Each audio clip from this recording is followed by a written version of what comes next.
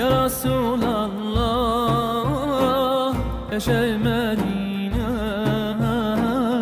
يا شيخ المدينة herkes aşıkta dili meşkine dili meşkine meşbe Medine واسم بطاوى واسم بطاوى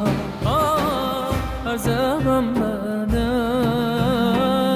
رسول الله رسول الله يا رسول